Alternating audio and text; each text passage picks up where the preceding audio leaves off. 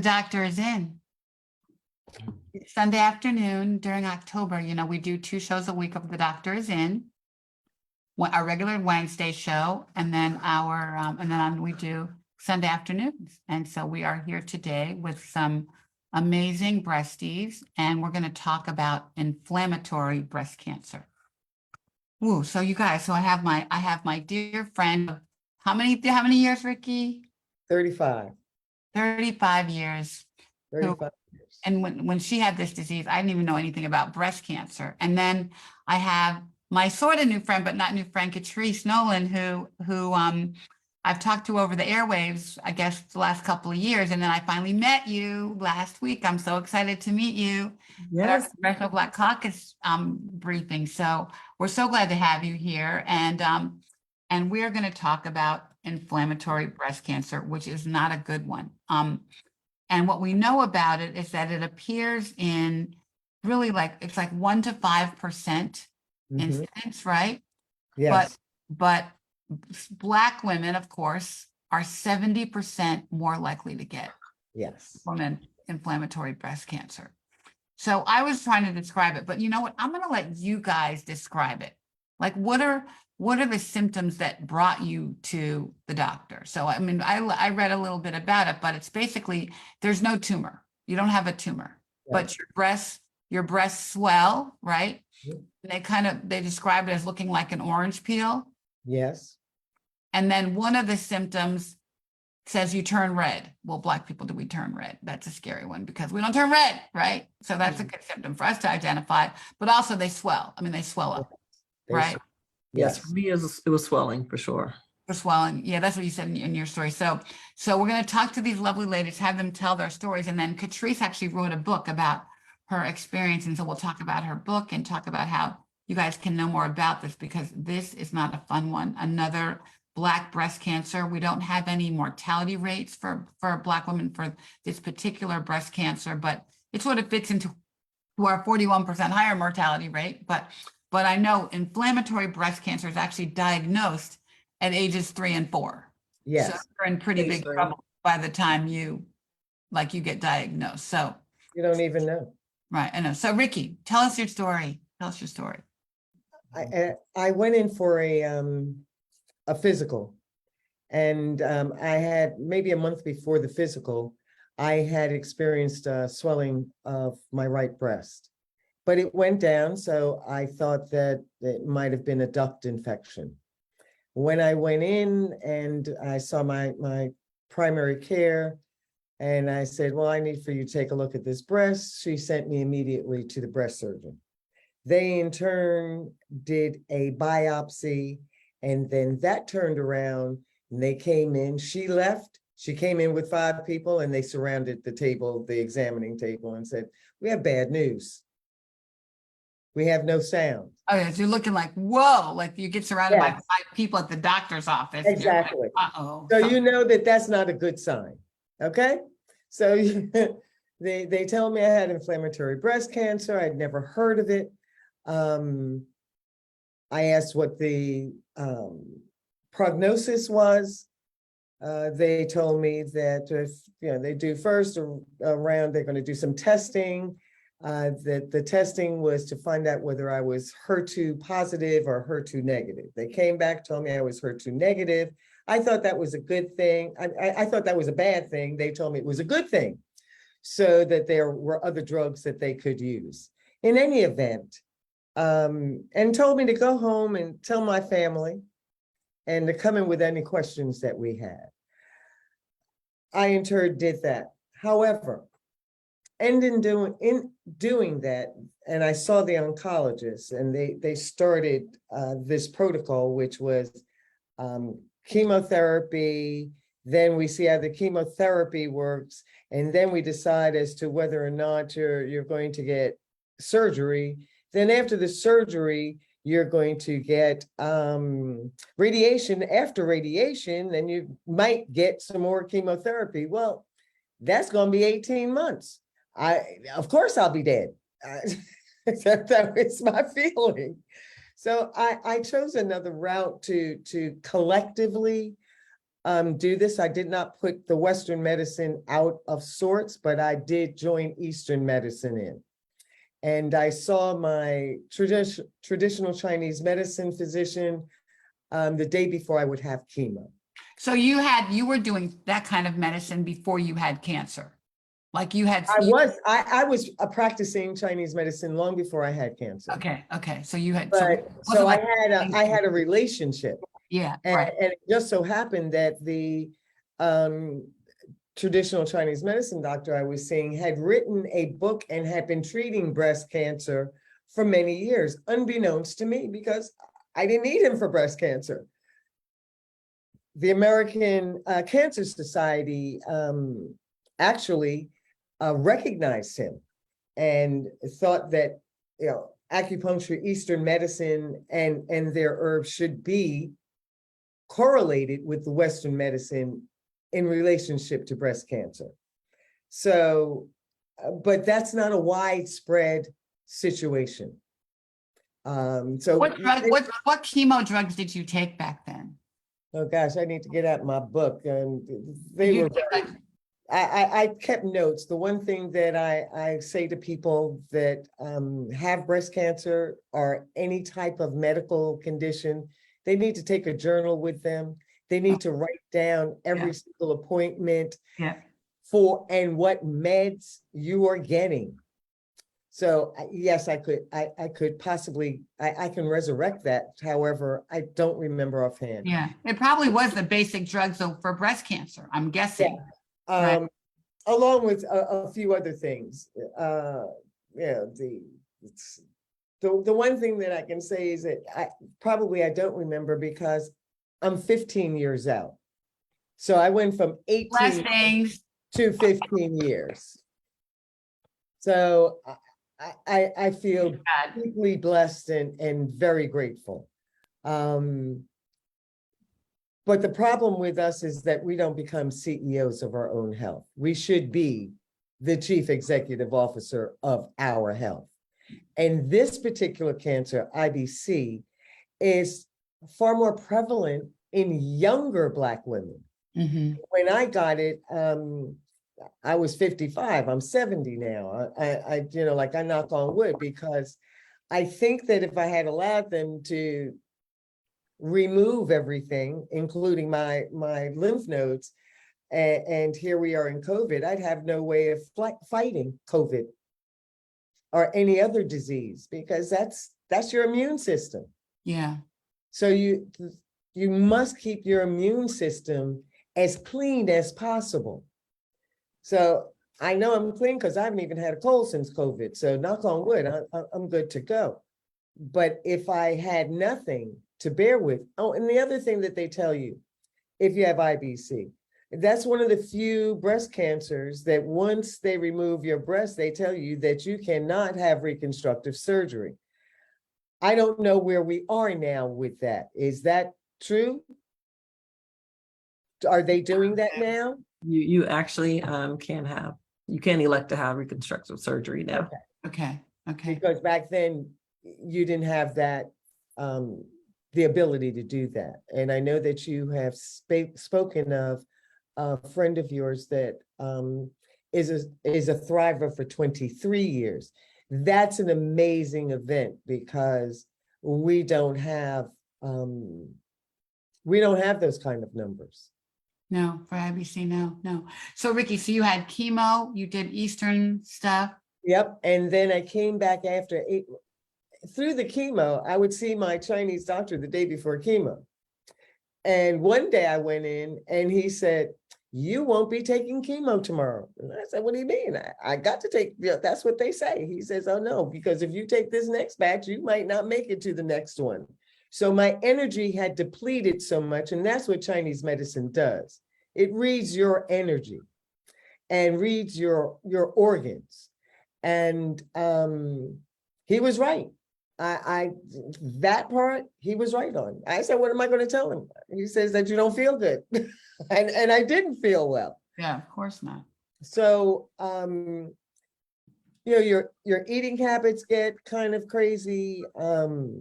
My hair started falling out, so I just decided that I would get rid of the hair. It's like, I wasn't gonna watch it. That was more depressing than, Right. so I just had it shaved off and eventually it grew back. But it is a very debilitating cancer. It just literally sucks the energy out of you.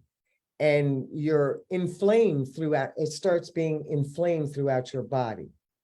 So it's, we as Black people are not eating well enough to keep our inflammation down. We carry a lot of inflammation. We eat too much sugar. We're just not eating Not eating well. No. in a good way. Right. So that was a change of position as well, to change my diet. And so it was the elimination of sugar in totality, because I mean, you get enough sugar out of the natural food that you eat. That in line with taking charge of my own health, as well as my faith grew deeper than I knew that was a possibility. So now my lifespan is keeping on Faith Street. There's no place for the worry. There's no place for the anger. There's no place for the frustration. So if I get into any of those positions, I look as I got 60 to 90 seconds to get myself out of that mode, because stress will take you out. Well, I know that's what caused my breast cancer, so don't even get me started. Yes. Yeah. So that's the basis for most of us is the stress level. Yeah. So we have to be better to ourselves. Yeah. And can't have the expectation that it's going to come from the outside. Yeah. Yeah. So I love your pink wall. oh, thank you. It's just funny, everything's pink. So my friend Catrice, tell us your story. You were a lot younger.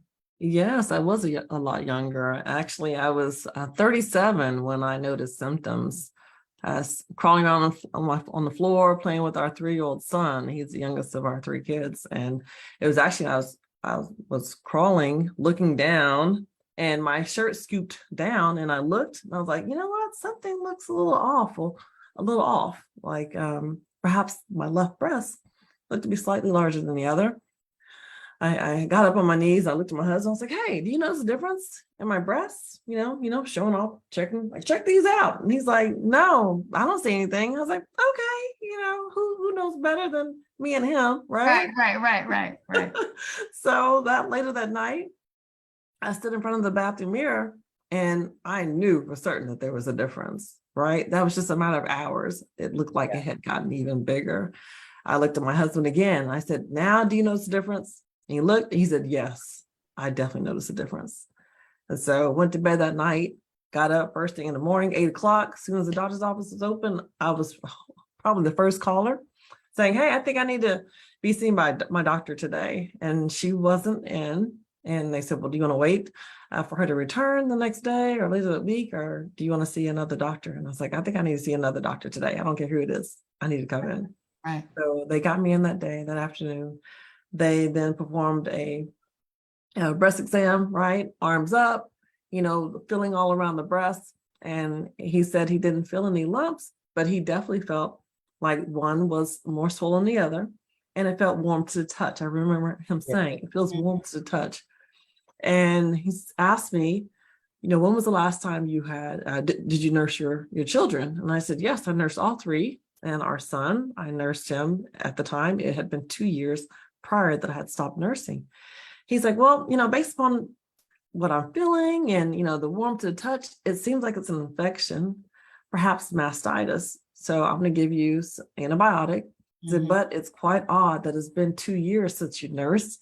So, I'm kind of perplexed.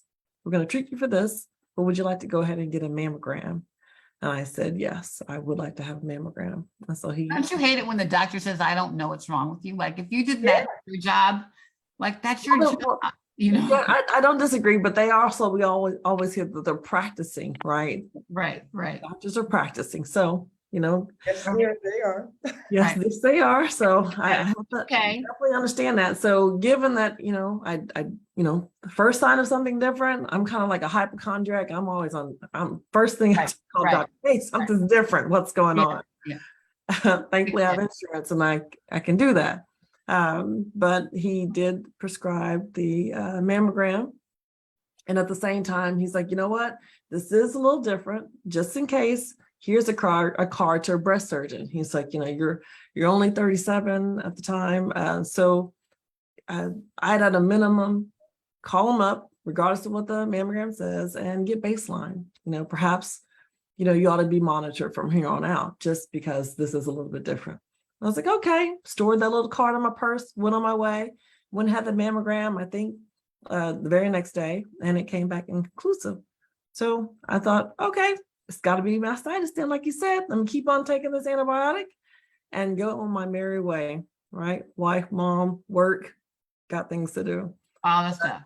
Yes, all the things, right? So, but 2 weeks later, I chose a shirt that could button up, and that button up shirt, my clothing selection that day probably saved my life, because as I was buttoning up my shirt, I noticed I couldn't button the top 3 buttons. My left breast has swollen so much that I couldn't button my shirt. Wow. So there was You like didn't this. really notice it in your bra. You noticed when you put your Oh, shirt yeah. Yeah, it was when I was trying to button that shirt. And so that button up shirt saved my life, because, between that and having gone to the doctor, I had that card. I then called up right after, again, 8:00. I call up. I was like, hey, my doctor gave me this card. I understand you're a breast surgeon. He thought I might have mastitis, but it's been 2 weeks and my breast is swollen and I can't button my shirt. I need to see the doctor. I really need to see the surgeon. And the scheduler says, well, she's not available for her earliest availability looks to be about 2 months. Oh my God. I was like, well, it's been a little bit over 2 weeks and I can't button my shirt. I don't think 2 months is gonna work. Right. I remember saying to them. And she's like, well, that's her availability. So it was like a pause, silent pause. I was like, well, is there anybody else in the practice that could see me like this week, like as soon as possible? Because I just don't think this is right. So then she said, yes, we do have another doctor who could see you. I got scheduled with that individual for later that week. I remember it was a Thursday. And I walked in, it was a late Thursday afternoon appointment. There's no one else in the office. I took my mammogram CD from the mammogram place, checked in, and I sat down, and the receptionist calls me back to the front. And it's like, Mrs. Nolan, do you have your mammogram film? It's like, film? I gave you the CD. She's like, no, ma'am, we need the actual film so we can put it up on the wall. And I was like, well, I didn't bring that. I didn't know anything about that. She didn't say that during the scheduling of this appointment. It's like, well, ma'am, I'm sorry, but unless we have the film, we can't see you today. What? Like, really? Yes, that was my expression. What? Excuse me? And I look around. I'm like, well, I'm the only one that's here. Maybe there's somebody in the back, but it's like almost 4:00. I'll run across the street because the place was right around the corner. Yeah, I'll go run and go get the film and come right back. Ma'am, I don't think that I don't think that's going to work for us. Let me try to schedule you for sometime tomorrow. It's like, no, my appointment's right now. I didn't know about this, and I need to see the doctor today. I can't, It's but gonna be I can't. cancer. Like, I'm like, these are cancer I was doctors. like, What I the- can't button my shirt. What do you mean? Like, Right. no, this is Something not going is to work for wrong. me. Yeah, so we're going back and forth, and I'm like, you know what? This is not going to work. Who is the office manager? I need to talk to the manager. So the office manager comes out. We go into her back office, and we're repeating the same conversation over again. And I was like, I don't know. I kind of don't care, but I need to see the doctor. If the doctor's here, this is my appointment time. I need to be seen. And if it's a concern about insurance, I'll just pay out of pocket. I don't care. It can be a consult, but I need to talk to the doctor. In the meantime, my husband's calling. He's like, what's going on? I told him. He's like, I'm on my way. I was like, okay, but I'm gonna be here. Don't worry. Go ahead and come on up here, because I'm not leaving until they see me. And so we're going back and forth, and sitting there, in walks a doctor in a white coat and a manila folder underneath her arm. And she introduced herself as the breast surgeon. Sorry that, we're having difficulty seeing you. here are the reasons why we need to have the film and so forth, because they didn't have the proper equipment to read the CD. They needed the actual film. They weren't updated enough. And she's like, so I took a look at your information and, just seeing this history and looking at you right now, I think you might have inflammatory breast cancer. Wow. Like, Wow. what? Wait a minute. Wow. In my mind, I'm thinking, how are you declaring something I might have? Wow. Or a mammogram that you don't have, that now you think I might have this. And her being a surgeon saying that is like this dread, like, that's got to be what it is. Whatever that is, that must be it. And you had never heard of it before, right? Never heard of it until it came out of her mouth. That was the first time I'd ever heard of it. She said, you know what? We can confirm the presence of cancer because it's in the skin by bringing you in tomorrow. I go ahead and talk to the receptionist. We're going to fit you in for a skin biopsy. And with that skin biopsy, we'll send it to pathology. I'll ask them to rush that, and we'll get you the results back as soon as possible. Hopefully I'll have it by Monday afternoon, and we'll give you a call. We won't make you come in. We'll give you a call, and based on those results, we'll see what we need to do to move forward. So I'm in my shock, right? I'm shocked. Right. And I figured I was a shock because it's like, okay, well, I'll be back tomorrow. Again, it'll be late in the afternoon. Yeah. And walked out of the office, talked to my husband briefly. He had arrived. And I said to him, I'm gonna go to the grocery store so I can go ahead and pick up some food for dinner. Right. So yeah, you just stay in your mode. I know. Right? I've heard this awful news, and what's my first thought? I'm gonna go to the grocery store and pick up some food so we can feed the family for dinner tonight. Almost like a denial thing, but since I hadn't heard of it before, drive over to the grocery store parking lot. I'm opening up my phone after I park. I'm reading up inflammatory breast cancer. I'm reading the prognosis, and I just burst into tears in that parking lot, thinking, Dr. Google will do that to you, Dr. Google will do that. And so that was my experience in not being seen and being told verbally that this is what I might have. In the office manager's office was all kind of, stuff all around, not even in the in the doctor's, room at all. So just like Ricky, the NCN guidelines were shared with me after she confirmed the presence of cancer in the skin. We had to sit down. She discussed the treatment plan, which was chemotherapy, followed by what they call a modified radical mastectomy, and then radiation treatment. She explained each of these to me, and then on that long brown office table, we were in a conference room. She laid out about 20 different business cards of different doctors saying, this is this type of doctor. I'm your breast surgeon. I will perform your mastectomy. For your chemotherapy, you'll need a hematology oncologist. Here are about 5 different doctors for you to consider. And for your radiation, there's a radiation oncologist. And here are the different types of doctors. And so she sat there and she explained to me who they were. And I'm very grateful to her today because she did explain to me not only who they were, but also their personality types. Yeah. Okay. So it was really good that she Get along with, the personality types and their bedside manners. Perhaps because of our first interaction, she knew that I was one of those patients that I required explanations for things, and I required them to be attentive and so forth. So it was really good to hear that, even though it was kind of disconcerting that I was like, oh, I just heard about this, and now 5 days later, you're asking me to select a team for something I never even heard of. How am I to be the expert now of who is going to help save my life? So I went through that chemotherapy. Actually, a couple weeks later, after a series of diagnostics tests, right, to confirm IBC, right, because they knew it was cancer in the skin, but they still needed to confirm IBC. And in order to do so, I had to have a breast MRI. And then prior to the breast MRI, a punch biopsy, so they can actually mark the presence of the cancer inside. What is that? What does that mean? So a punch biopsy is actually a device, at least back 9 years ago, it was a device that's shaped like a device. The shape like Oh, that, okay, and they mark them, they mark, they yeah. mark it. So they, Yeah, they I put had that. They actually mark and go inside and take a Mm. piece The out. two. I'm yes, pretty like sure it that's was- what I had. That's what they did to me Yeah, that day they saw me.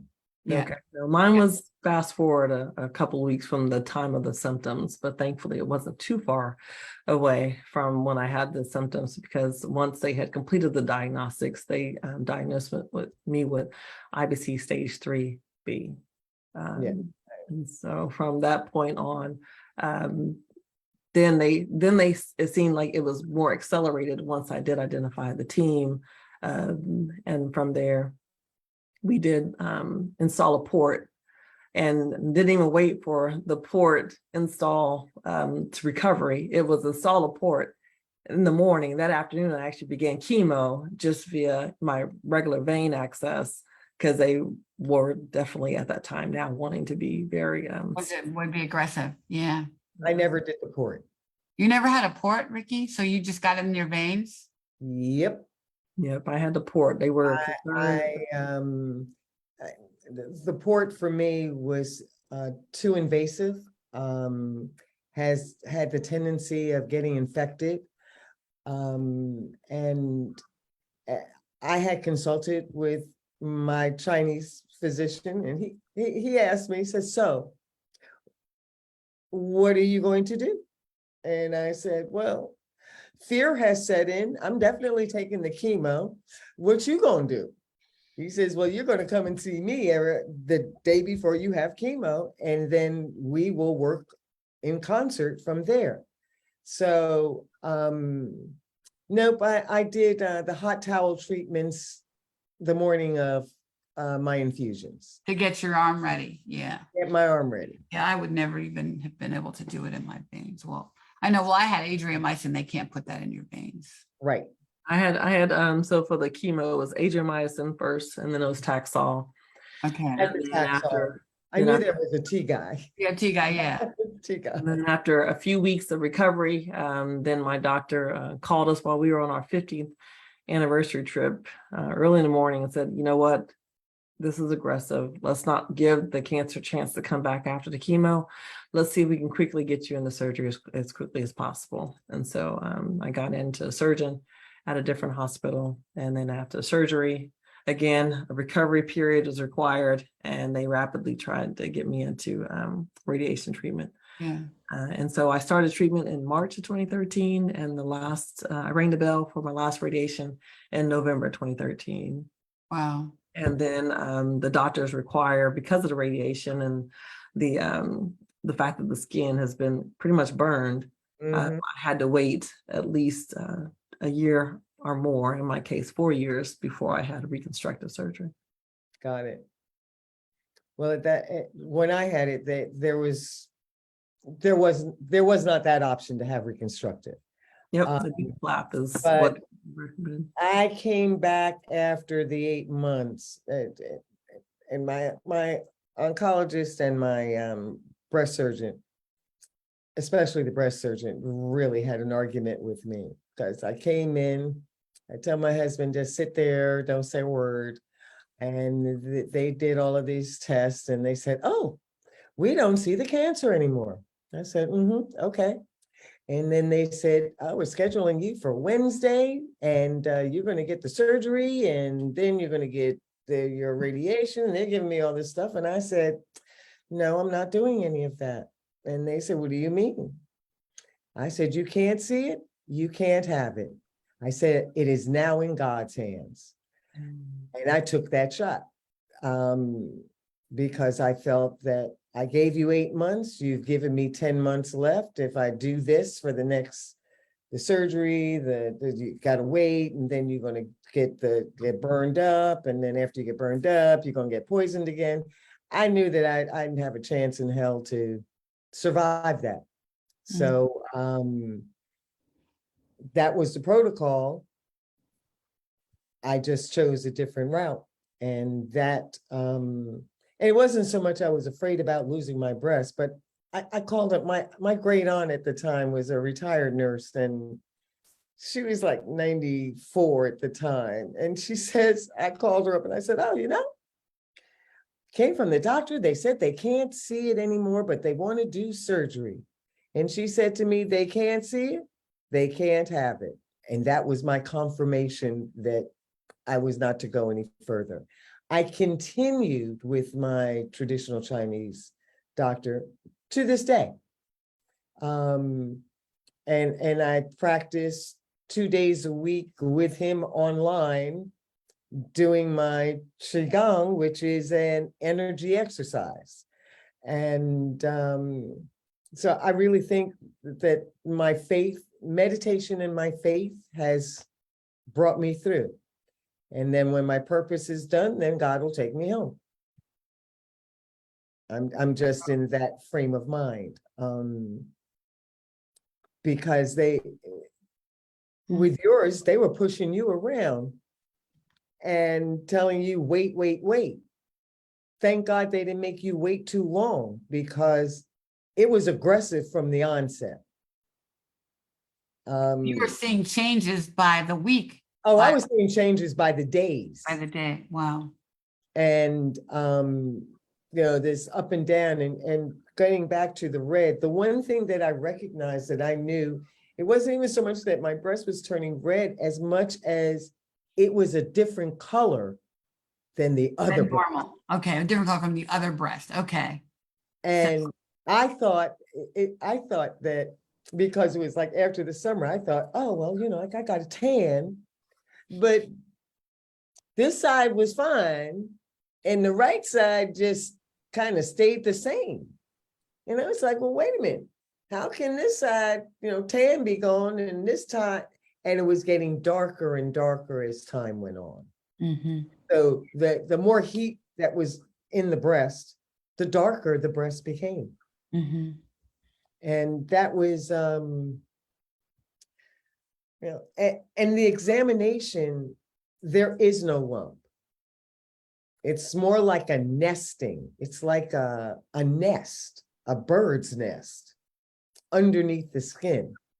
And the punch, they did that day. So I went from my primary care physician to a breast surgeon, to them doing a punch biopsy, to getting the results back and telling me to bring my family in the next day and get my stuff in order. So it is, in some regards, they've come a long way, baby, but they are still in a standstill. And what hurts my heart is that we've been studying cancer for 50 years or more, and we don't seem to be making progress. It's interesting that they're still using some of the same drugs. I would think that in 15 years we would have graduated, or the same protocol. Yeah, the same protocols. And Ricky, the research that we have done is the drugs our breast cancer is different. And so now we have this growing body of data that's validating that a Black breast cancer cell looks different from a white one. From a white one. And all of the data, all the research that's been done on drugs and therapies has been on white women and white bodies. And so, and not on us. Yeah, and I think that, and clearly science has advanced, but it hasn't advanced for us. No. Because we're not in it. But Ricky, I went back to my breast surgeon, to my oncologist, after this was all said and done, because they felt that I was making the wrong decision. Yeah, I'm sure. They kept calling me and saying, you're going to die soon. You're going to die soon. You got to get this. You can't do this. And I said, I'm taking my own shot. But what killed me was after I got past the 5-year marker and I was speaking to them, I said, well, wouldn't you like to study me? Maybe my stuff can help you. But that's not their interest. Interesting. I remember when you were saying you weren't going to do surgery, and we were all worried about it, Yes. But I didn't know anything about breast cancer back then. It was before me, and like, okay, if your faith is bigger than your fear, you go, girl. Yeah. But I think again, though, you should have been studied. Even, Yes. I don't know. I mean, so Katrina, agree. I want to circle back to what Ricky said a few minutes ago about the color of her breast, just so people know. So she said her breast looked different colors. Did you notice the red thing or anything about color on your breast? No, I didn't notice the red thing. I just noticed it was swelling, and then eventually, as time went on, that peel, the orange peel, Yeah, the I guess the dimpling of the skin. yeah. Yes, the dimpling of the That was the case because, right, it kept getting bigger and bigger, right? You only Right. have so much space, so your breast started changing. And I think that's interesting. What Ricky said about, hey, I've reached the 5-year mark or beyond. I'm a Black woman. Don't you want to study me? I've had those same thoughts. Like, I share and I say, hey, to me, I'm 9 years out, but I'm considered a long-term survivor as it relates to IBC. And Right. you would think they would be beating down our doors to want to study us to find out what made us so different. And yes, they did tell me it's going to be chemo, mastectomy, and radiation. And thankfully for me, right, we all make our own decisions. But Right. when it did come to the mastectomy and they did remove at least a lymph nodes on the left side, there was the presence of cancer. And then, I knew that the radiation would help to, eliminate anything else after that. But you also mentioned earlier about statistics about Black women and IBC.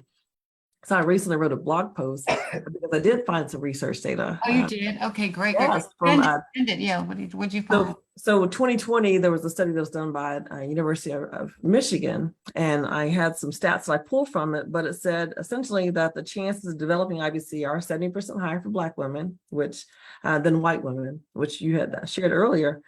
But when it comes to IBC, the 5-year mark, those who have been diagnosed, for all women is 42.5%, but for Black women, it is 29.9%.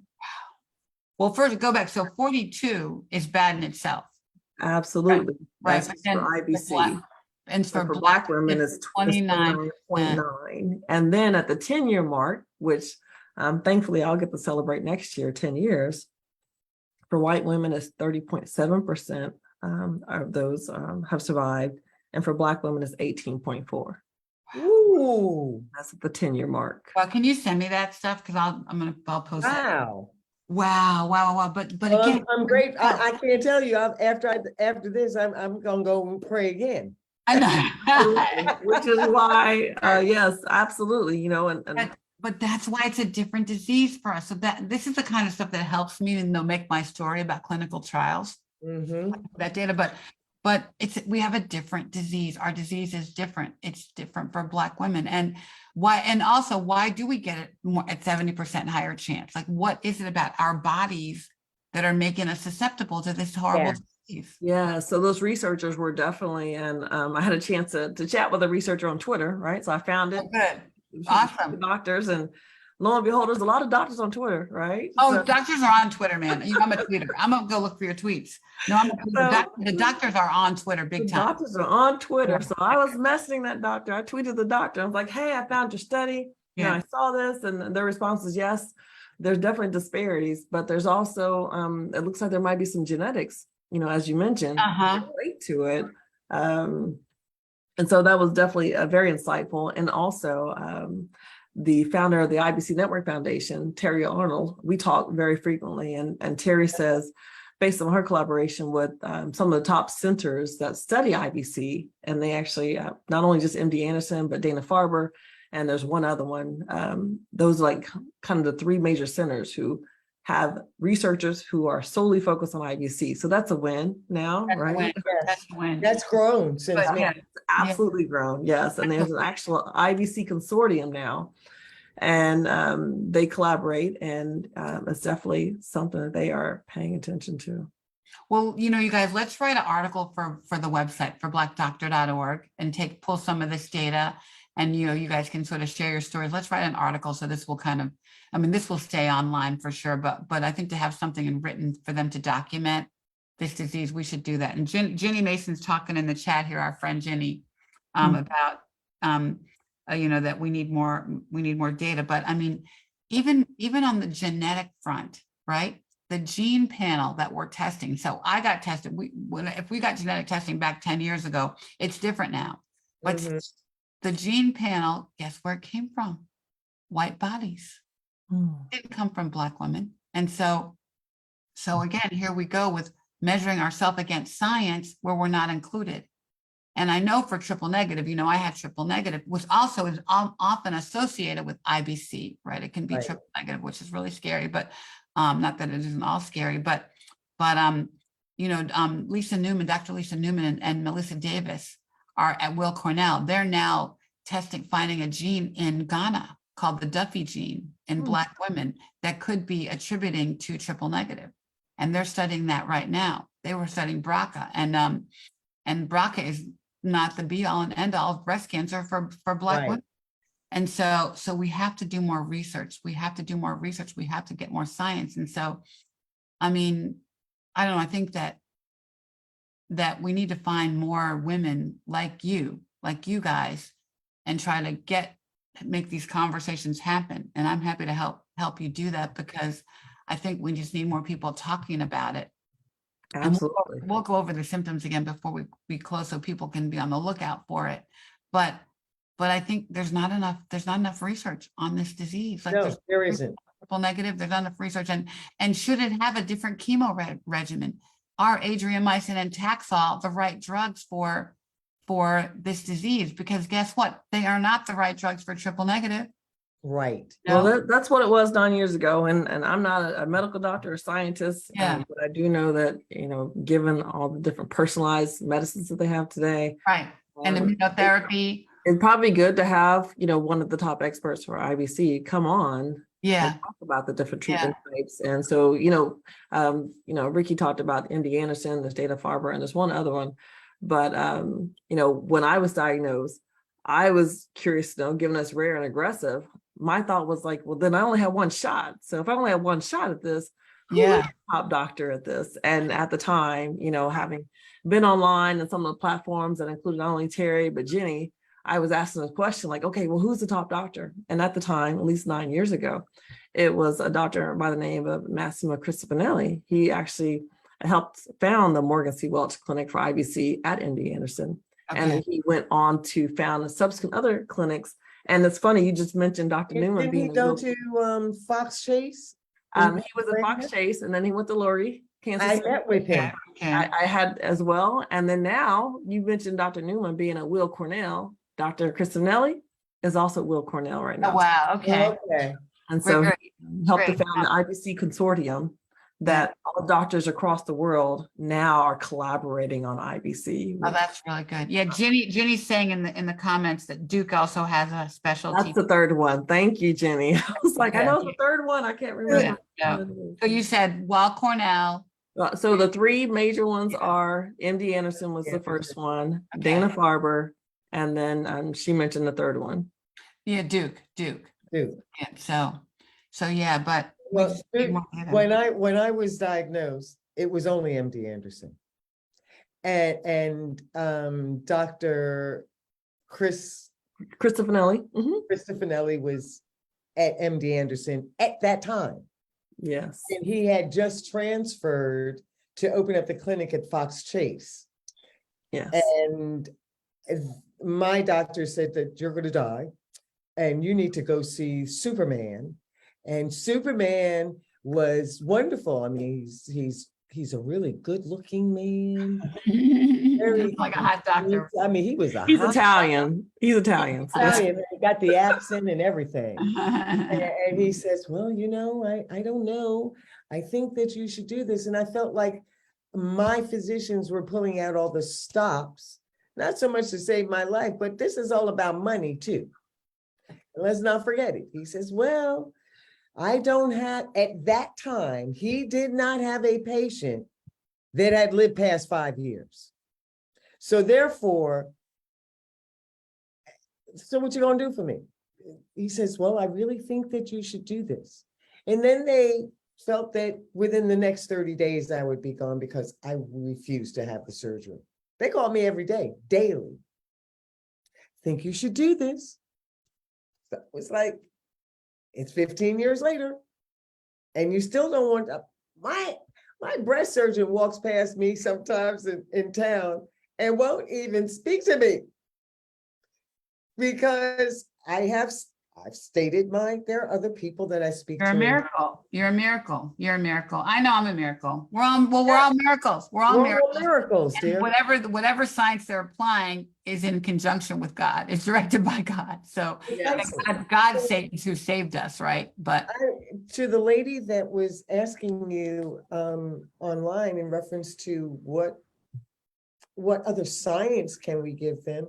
Unfortunately, we're not in a position to do that because they have not made that much headway. yeah.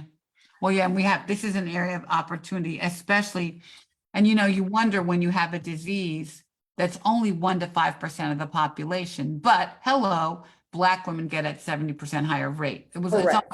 When I had triple negative, the numbers weren't, we get triple negative at 3 times the rate. So about 30 something percent of black breast cancer is triple negative. Well, who's Right. studying that? Who's investing in that? And so that's where we need to be. So Catrice, talk about your book, babe. So my book, it's called I've Been Diagnosed Now What? Courageously Fighting Cancer in the Face of Fear, Uncertainty, and Doubt. I felt like, as a woman going through IBC, there was, certain resources that I had access to because I was not silent about what I was going through, that I was, openly speaking up about it, not only to my family, but also to friends, as well as to, educators at our children's school. I felt, as a mom, I felt like, I need to make sure that my kids have as many resources available to them as possible because of what we were going through. And I did not want them to feel like they're being left behind, right? And so I did reach out to the dean of my daughter's school. At the time, she had just started middle school, our oldest, when we were going through this. And I shared what was going on with me. And because I shared, she said, you know what, there's another IBC survivor right here at the school. I was like, Wow. wait, what? Like, Yeah. Wow. I found out about this last week at the time, and they told me it's rare and aggressive. And there's somebody at the school, another mom who's going through the same thing. And Where are said, you from, Patrice? I'm in Northern Virginia. Okay. Yes. And so she offered to connect us, and she did. And because I was connected to my dear friend, she then connected me to an online group that included almost, over 1,000 women. Wow. You're like, wow, right? I Yeah, remember wow. moment. triple negative, right? And I felt like, my journey has, because I'm a cancer survivor, I've connected with so many other people who have been diagnosed with various types of cancers.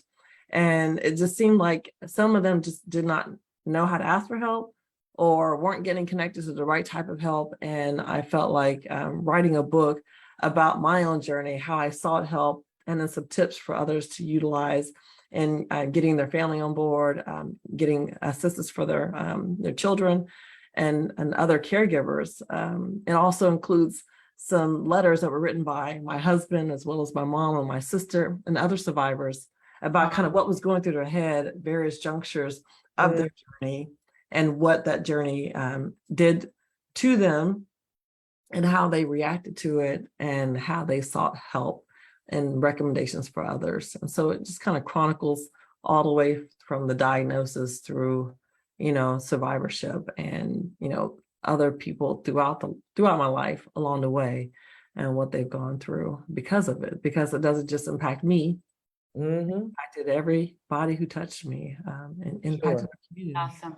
That's awesome. Well, okay, I'm putting the Amazon link in the comments. Oh, thank you. So everybody buy Catrice's book and read her story.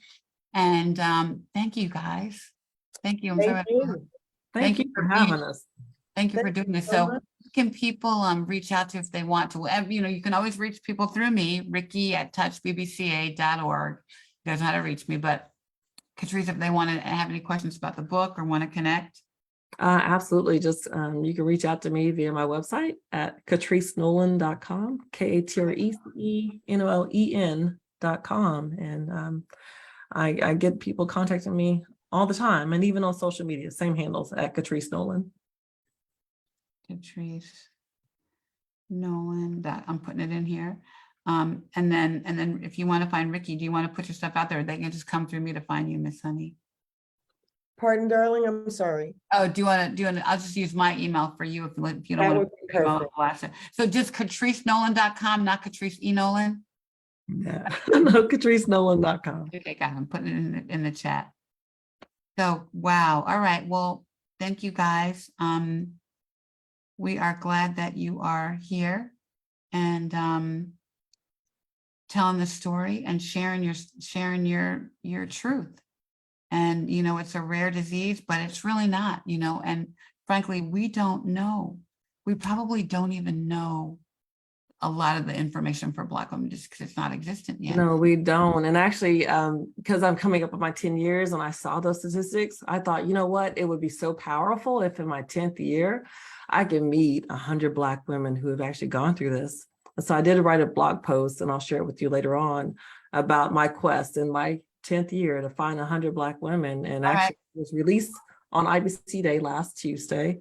And Awesome. with that, there's been at least 5 Black women who reached out to me this week already. Oh, well, send me that. We'll post it and get you some more women. We'll post it on our stuff, or share. I can share your post.